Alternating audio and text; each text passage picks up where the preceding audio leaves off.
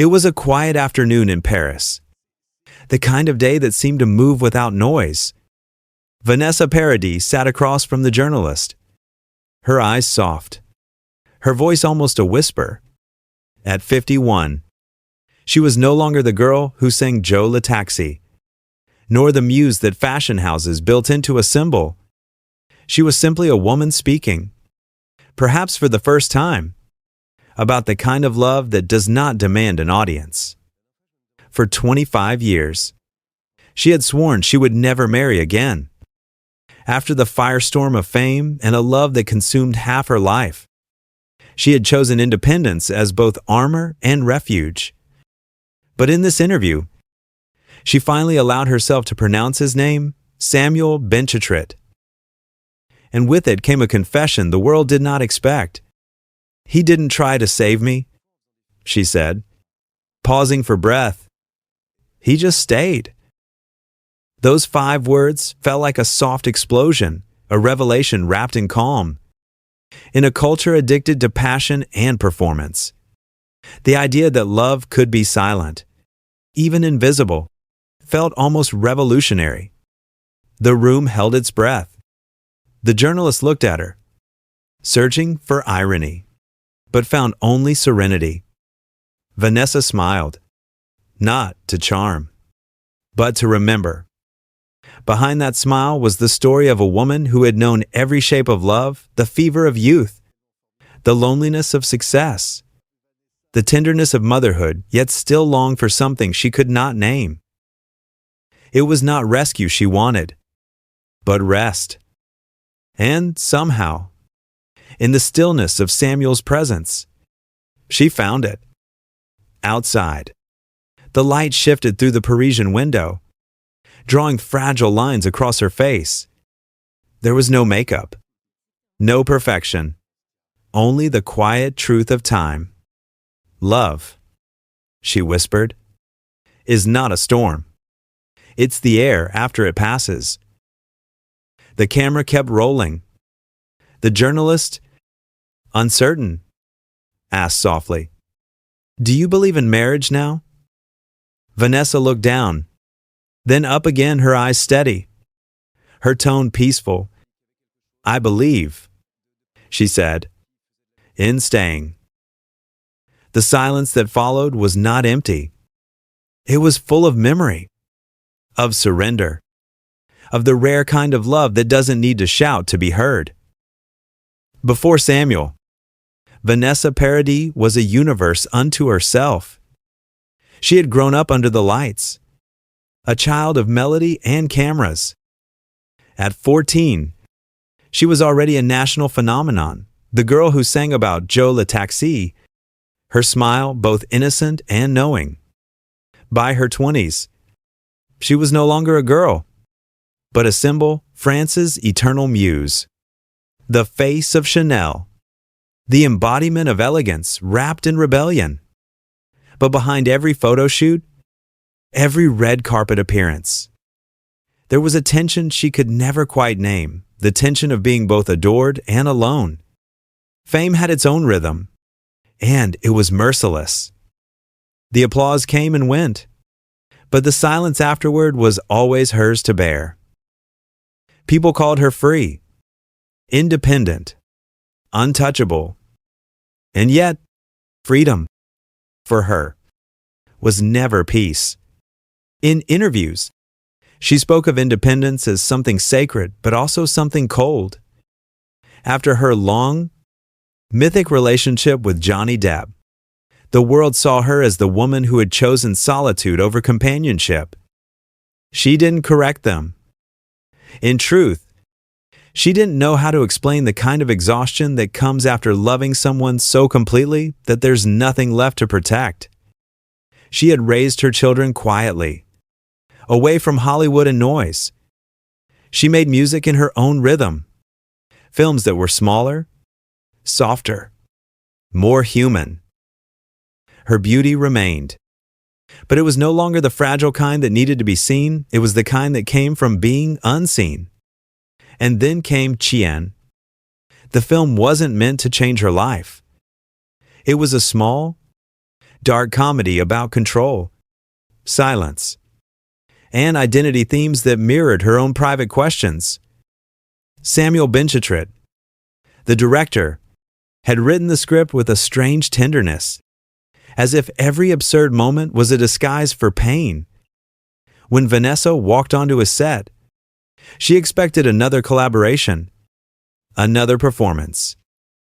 But from the first day, she noticed something unusual. Samuel didn't watch her like an actress. He watched her like a person trying to breathe. He didn't fill the space with instructions or praise.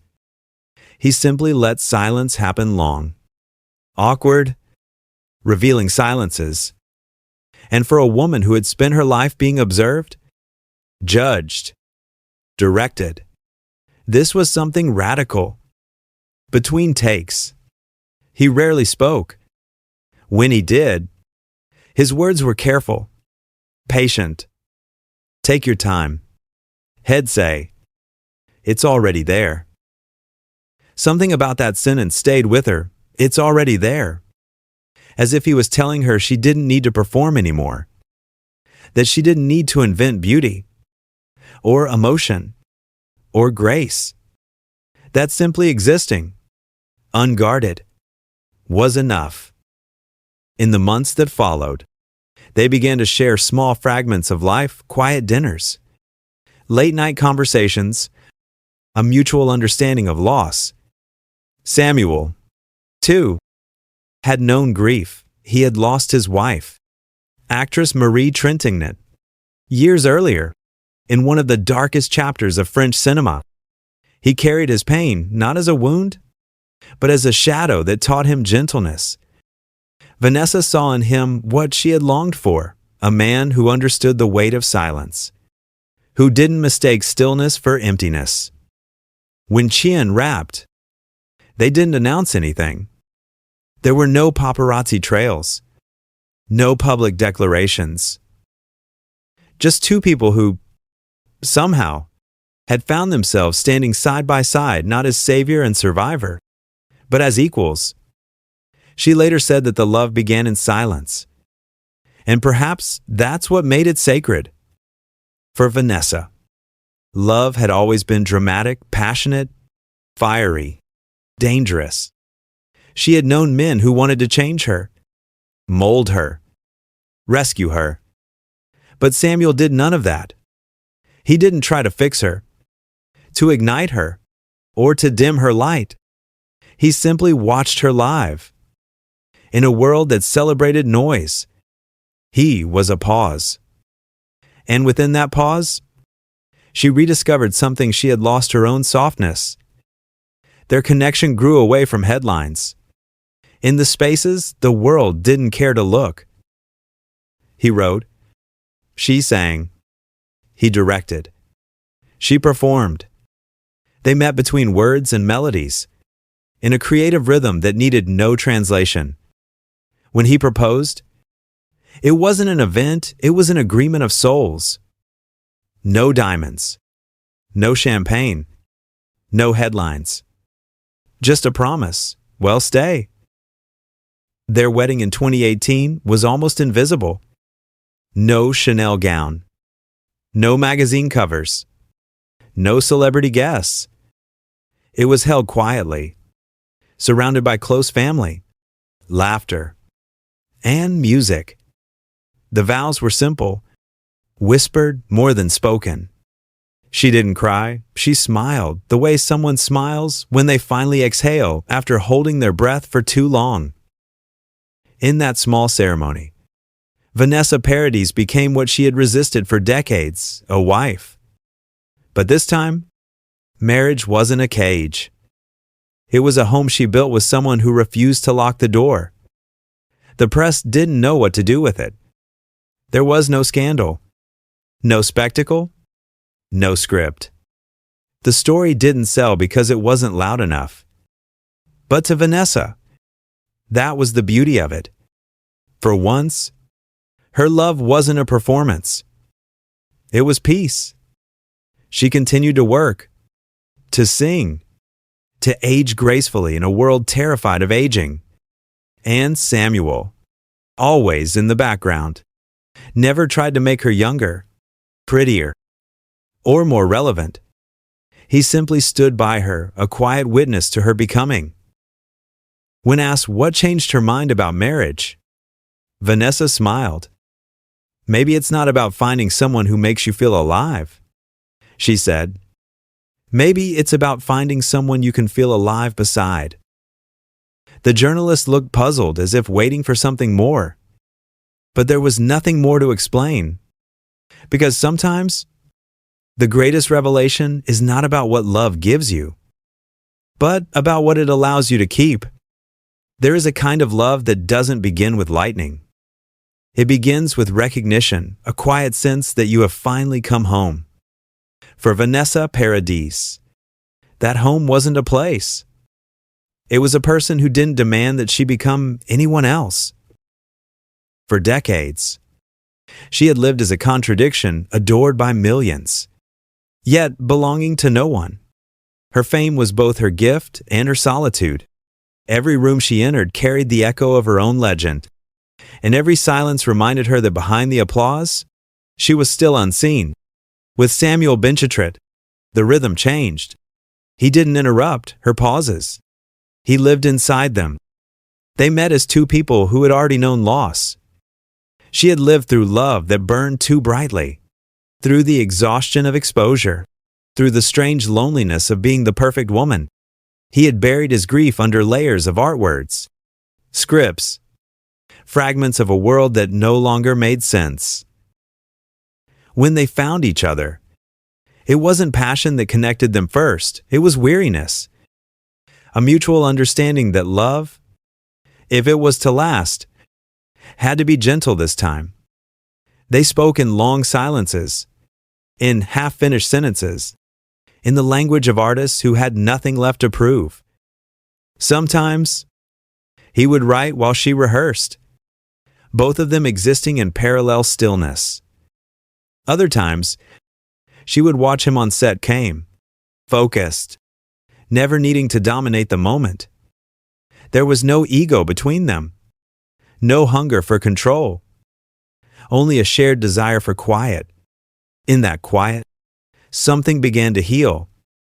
For the first time in years, Vanessa allowed herself to be vulnerable, not on camera, but in life. She no longer had to perform intimacy or hide her exhaustion behind poise. Samuel didn't ask questions she wasn't ready to answer. He didn't fill the silence with solutions. He simply stayed near her, a presence that asked for nothing. And sometimes, that was enough. At night, she would play the piano, soft melodies from another time. He would listen from the next room, pretending to read. Between them hung a kind of peace that only exists when two people have stopped trying to win. It was not the intoxicating love of her youth, it was something deeper, slower. Love, she realized, didn't have to roar to be real. It could whisper. It could breathe. She remembered the chaos of her past, the nights of shouting, the flashes of cameras, the exhaustion of explaining herself to strangers. How many times had she been asked about Johnny Depp? As if her identity were forever tied to his shadow, how many headlines had reduced her to a former muse or timeless beauty? As if she were a photograph, not a woman still living and learning? With Samuel, none of that mattered. He never treated her as a symbol. He treated her as a person who still got nervous before a performance, who still forgot lyrics, who still doubted herself. One evening, during rehearsals for a small concert, she broke down unexpectedly. The pressure, the fear of disappointing, the old ghosts of perfection, they all returned.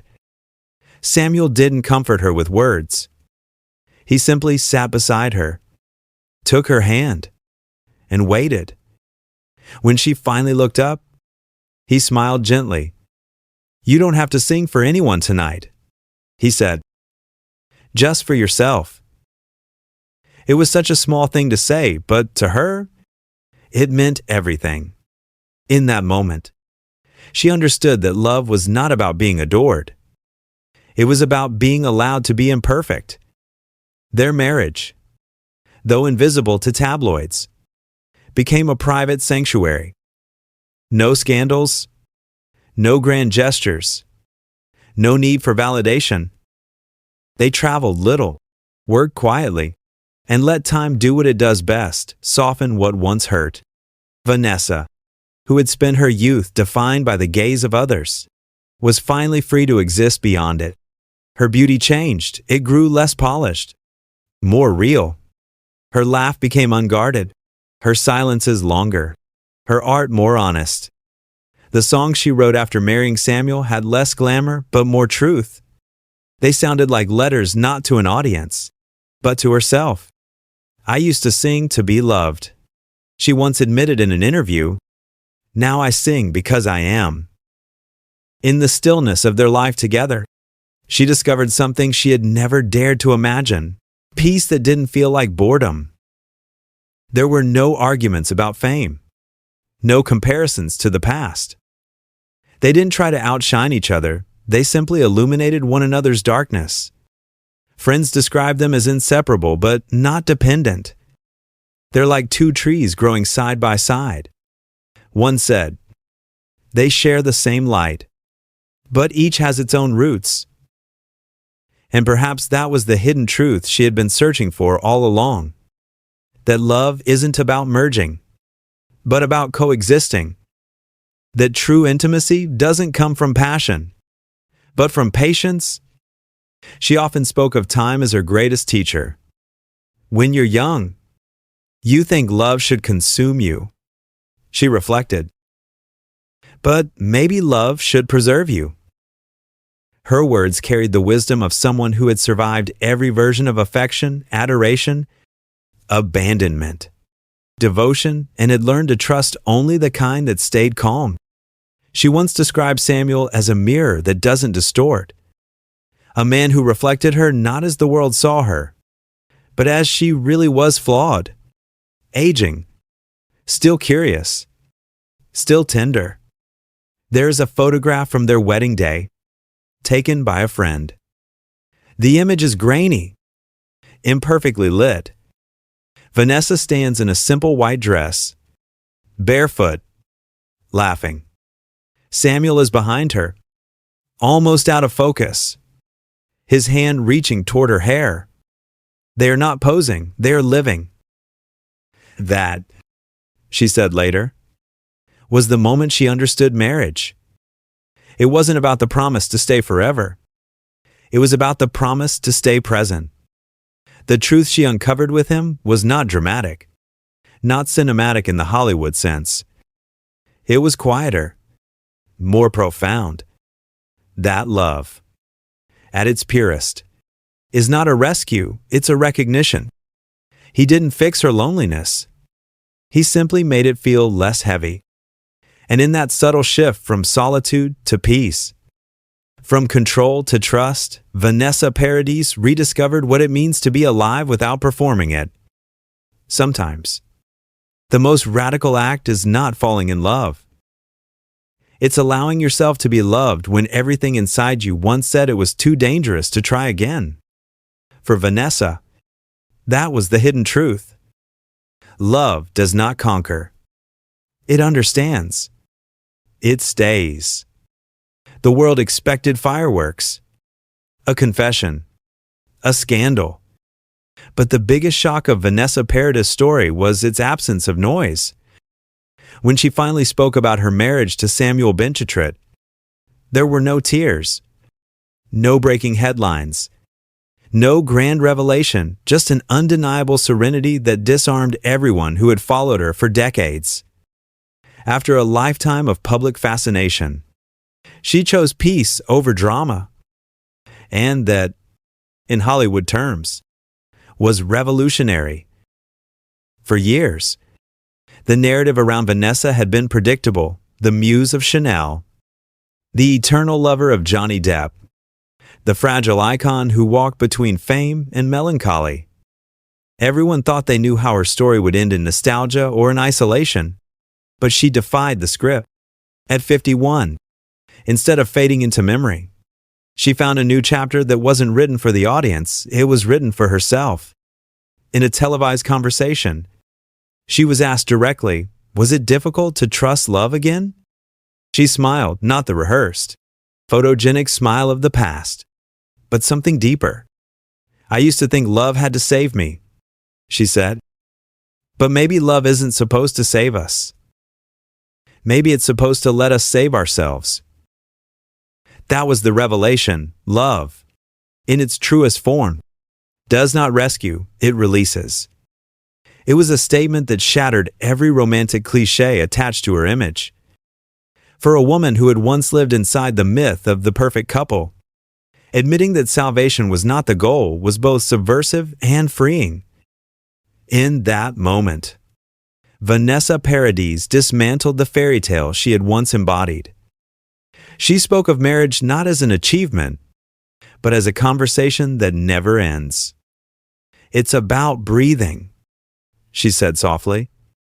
You can't hold someone too tightly, or you both suffocate. The simplicity of her words carried the weight of experience. She was not speaking as a celebrity, but as someone who had learned through pain that love cannot coexist with possession. The contrast between her two great loves, Johnny and Samuel, revealed the emotional arc of her life. With Johnny, she had lived the fever dream of youth, chaotic, intoxicating, impossible to sustain. With Samuel, she found what remained when the storm passed, the quiet that comes after survival. The media tried to turn it into a comparison, but there was no rivalry in her tone, no bitterness. She refused to frame her past as failure. Every love teaches you something, she said, but only the last one teaches you peace.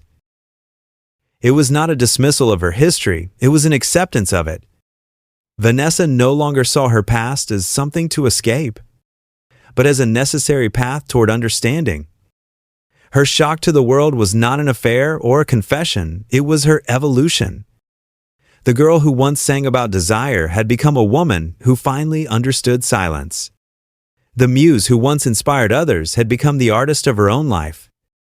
When asked why she chose to marry Samuel after so many years of resisting, she said, "Because he never asked me to."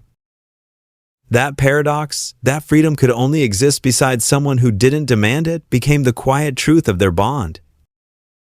And perhaps that was the real revelation all along. Love is not something that happens to you. It's something that happens with you. She often compared Samuel to music. He's like a bass line, she said. You don't always hear it, but you feel it in everything. Her friends noticed the change not in her appearance, but in her rhythm. She spoke slower, laughed easier, allowed herself to disappear from the spotlight without fear of being forgotten. She had once been the sound of a generation. Now, she had become its silence. And yet, that silence spoke volumes. Because for a woman who had lived her entire life under the gaze of others, the act of being unobserved was her final rebellion. The love story of Vanessa Paradis and Samuel Benchetrit wasn't about fire, it was about light. A steady glow, not meant to blind, but to warm.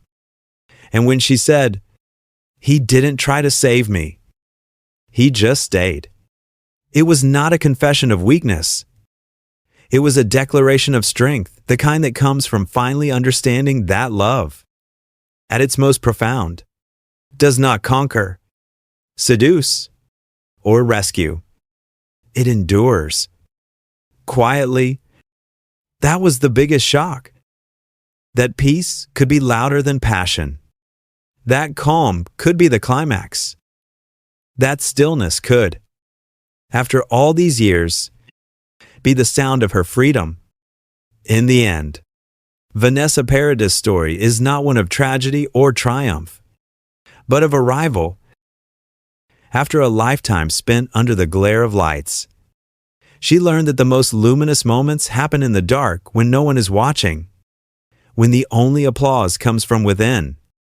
Her marriage to Samuel Benchetrit did not make headlines because it wasn't designed to. It wasn't an ending, but a return to herself, to stillness, to the kind of love that asks for nothing but presence.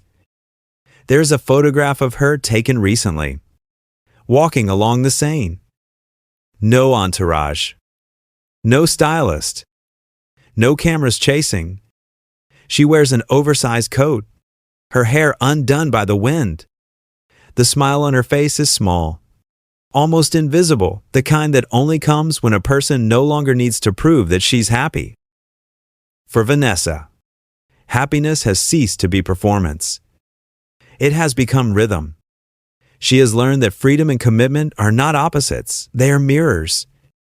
To stay, truly stay, is not to surrender one's identity, but to share it without fear.